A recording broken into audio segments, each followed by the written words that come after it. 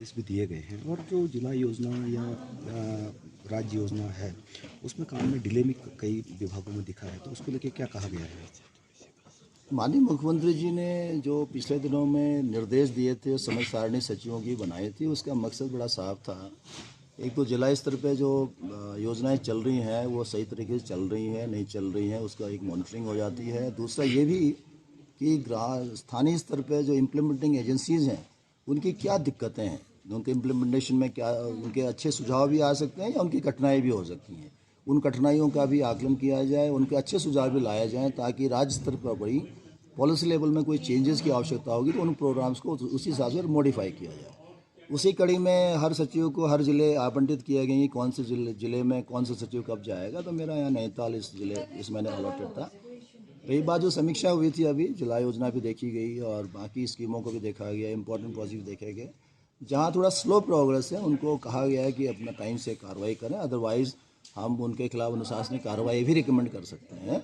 और जहाँ पे स्कीम्स के बारे में उन्होंने कई अच्छे सुझाव भी दिए, जो प्रोक्योरमेंट रिलेटेड होंगे या पॉलिसी के नॉर्म्स को रिलेटेड होंगे या कोऑर्डिनेशन, इंटर डिपार्टमेंटल कोऑर्डिनेशन के इश्यूज़ हैं, वो भी फ्लैग हुए हैं। तो हम भी अब यथास्थान कॉम्पिटेंट लेवल में शासन से उठाएंगे, उनमें फिर तो जो सुधारात्मक कार्रवाई होनी है उसको कराया जाए। कई अधिकारी भी बैठक में नहीं आए तो उनको लेके हाँ, उनके खिलाफ भी निश्चित रूप से उनके खिलाफ भी संबंधित जो उनके नियंत्रक प्राधिकारी हैं उनको हम लोग सूचित करेंगे कि उनका जवाब तलब करें और जो यथोचित जो उनका दंडनीय कार्रवाई होनी चाहिए वो की जाए। एक सर जेजीएम में जिस तरह के काम हो रहे हैं पहाड़ में वो डिले हो रहे हैं, काफ़ी उनमें देरी है।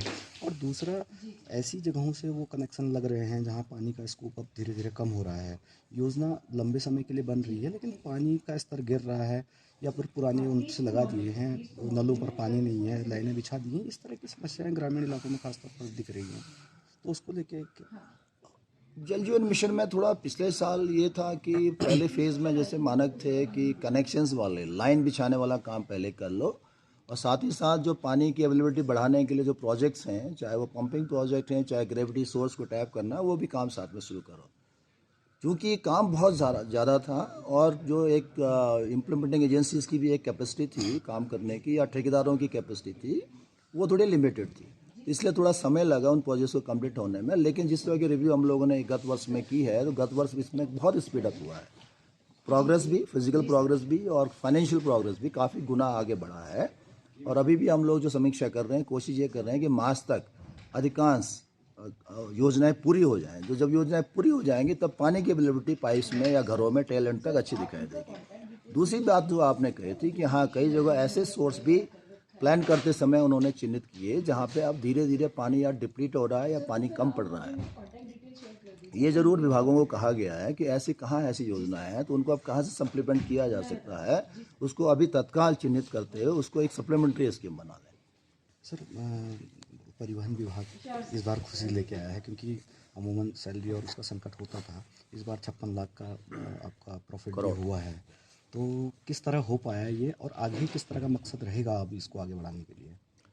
देखिए, परिवहन निगम में माननीय मुख्यमंत्री जी और मुख्य सचिव महोदय के समय से निर्देश थे कि इसकी कार्यप्रणाली, कार्य संस्कृति और परिस्थितियों को सुधारा जाए। तो लास्ट ईयर हम लोगों ने उसके रिवाइवल के लिए बहुत एक स्कीम बनाई। उसमें कई एस्पेक्ट्स हैं, जिसमें हम लोगों ने सबसे पहले तो कर्मचारियों का मनोबल ऊंचा होना चाहिए। कर्मचारी मेहनत से काम करेगा, सिंसियरली काम करेगा, तभी वो रिजल्ट देख पाएगा।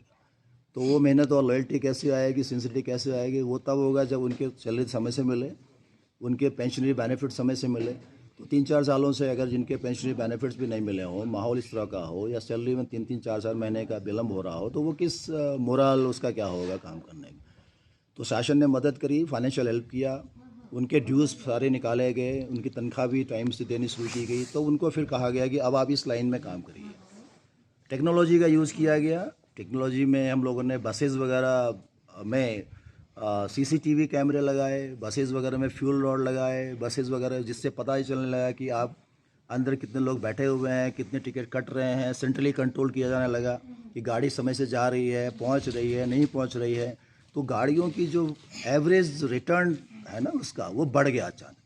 फ्यूल रॉड वगैरह से टेस्टिंग होने लगी तो उससे अचानक उसकी फ्यूल की औसत बढ़ने लग गई।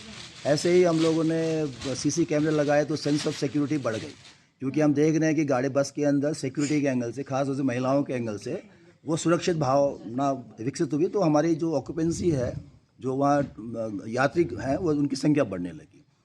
तीसरी चीज़ ये है कि हम लोगों ने जो गाड़ियाँ हैं वो संख्या बढ़ाई, और गाड़ियाँ जो संख्या बढ़ाई, हम अपना खरीद ले नहीं सकते थे, लोन लेके खरीदना पड़ता है, तो हम लोगों ने अनुबंधित जो बसें हैं, खास तौर से जो अच्छे रूट्स हैं दिल्ली वगैरह जहाँ पे ज़्यादा यात्री मिलते हैं, हमने अनुबंधित बसों को बढ़ाया, अच्छी बसें ले आए। हम लोगों ने CNG बेस्ड बसें ली, जिससे लोगों की जो हमारे गाड़ियों से चलने वाली संख्या वो बढ़ी, तो प्रोपोर्शनेटली हमें हमारी इनकम बढ़ेगी, हम पे लोगों का विश्वास ज़्यादा बढ़ा।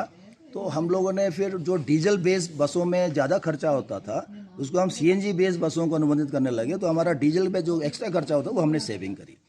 कुल मिला के कर्मचारियों का मेहनत, टेक्नोलॉजी का उपयोग, एडमिनिस्ट्रेटिव अच्छे डिसीजन और सरकार का प्रेरणा, इनके परिणाम रहा कि पिछले साल हम लोग पहली दफ़ा 29 करोड़ के आसपास हम लोग वो प्रॉफिट ले पाए थे।